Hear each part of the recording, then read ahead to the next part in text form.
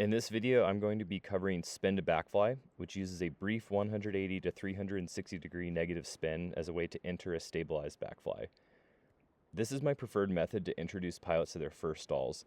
In my opinion, it's an improvement over the classic beginner style one-stage stall, and I find it's a less intimidating experience and has added benefits of being a maneuver which you can approach with a more gradual progression, and it more accurately represents the way in which pilots often inadvertently stall their gliders in real life. Before getting into the full maneuver, I want to cover just the entry, which is a very useful drill even for pilots who aren't ready for stalls yet.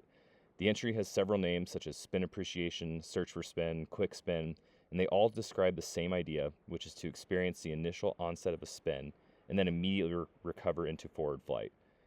In my opinion, this is one of the most important safety drills to experience as a paraglider because many incidents happen when pilots fail to recognize the beginning of a spin and miss the brief window where recovery is simple. When performed correctly, it's not nearly as intimidating as it sounds, and it loses only a very small amount of altitude. Start by slowing the glider down to about minimum sink, but not quite so much as minimum speed. Start to brake on your inside hand towards full extension smoothly but relatively quickly, and maintain a straight flight path with slight outside weight shift. When the brake pressure gets heavy, transfer your weight shift from outside to inside and keep braking all the way down until you feel the spin start, at which point you go all the way hands up, allow the glider to dive, shoot a little bit, and recover into forward flight. There's three things to look for to know that the spin has started. The first is that you'll feel a sudden loss of brake pressure, which some pilots mistake for a collapse, but is actually the onset of stall. Shortly following the loss of brake pressure, you'll also experience a slipping feeling similar to driving on ice or hydroplaning. And you'll also notice a yaw acceleration in the glider towards the spinning side. All three of these things happen almost simultaneously, and they tell you that the spin has begun. In the beginning, it's better to spin only a little bit. 30 to 45 degrees is plenty. You're just trying to recognize the sensation so you can get familiar with what it feels like and not worry too much about how far you're going. As you get more familiar with the maneuver, you can start to spin a little bit further and further each time, approaching up to 180 degrees. As long as you allow the glider to fly before it has crossed 180 degrees, you can reliably go hands up and not worry about the recovery being too dynamic. But past 180 degrees, there's a possibility for the recovery of the glider to be more dynamic, which may need to be actively flown to prevent a strong shoot. Once you can reliably spin your glider 180 degrees and recover, and you have some experience with more advanced pitch control drills like the fast spiral exit, you can progress into the spin to backfly drill.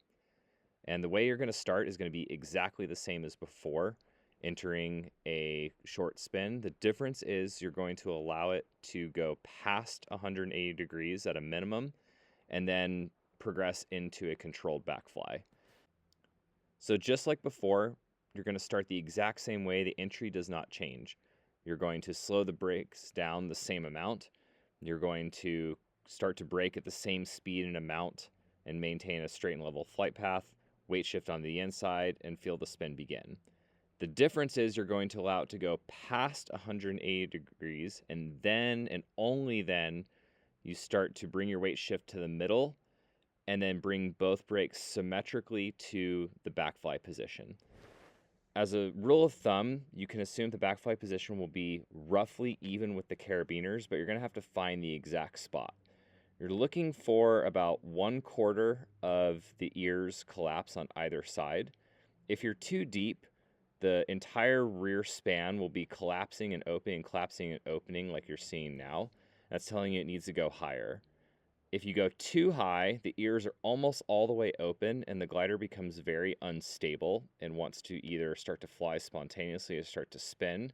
So that means you need to come down a little bit. You're making very small, careful, gradual corrections, only about 1 to 2 centimeters at a time, and waiting for the glider to stabilize.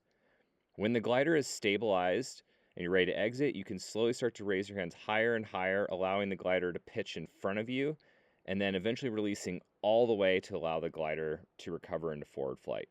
So long as you release fast enough that the glider stays pitched forward in front of you during the exit, it's not going to shoot hard. So the reason in spin to backfly why you want to go at least 180 degrees is because that lets you bleed off all of your forward airspeed so that when you transition to backfly, there's no big speed difference between your body and the glider, which would generate a big pendulum. This is different from the short spin where you don't want to go past 180 degrees. And then once you're in backfly, it's important to know that your current trailing edge is actually acting as the aerodynamic leading edge, meaning that your brakes are effectively like your A's in normal flight. The consequence is that the glider is much more responsive to brake inputs in stalled flight than it is in normal flight. So that's why you have to be very careful with making only very small, delicate corrections. The number one way to get in trouble with any form of stalled maneuvers is to do large, erratic brake inputs while you're stalled. That's why it's much better to be patient, not rush your way into backfly, and not be afraid of spinning past 180 degrees. It's totally fine to go 180, 360, 540, 720. It doesn't matter as long as you're smoothly and symmetrically bringing your hands towards the backfly position and just being patient, giving it a chance to stall and settle. You'll notice that if you allow it to go past that 180, it doesn't take a lot of brake to get there, and it's nothing to be worried about if you continue to spin. Just believe in the backfly and believe that if you keep your hands still and symmetric and roughly in the right spot, you're going to be just fine.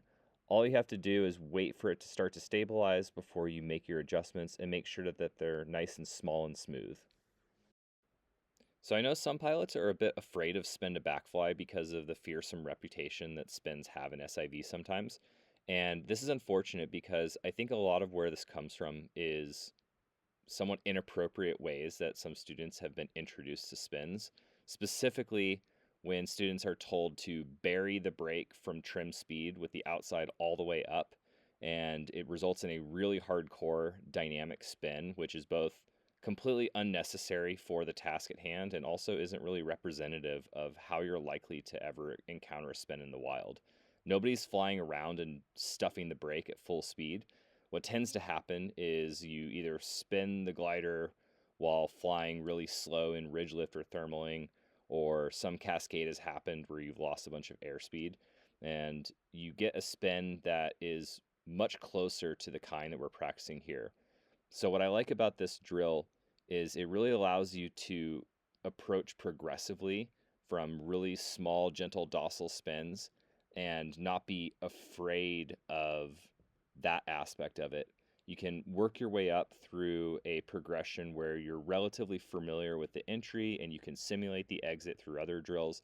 So there's a lot less of a sort of on-off experience like you get in the standard one-stage SIV stall. I hope you guys got something out of this and enjoyed it. If you would like to work with me, I do teach in Turkey every spring and fall, and you can contact me on my website, beyondsiv.com, or message me on Instagram at goodnessgravity. Thanks for watching. See you next time.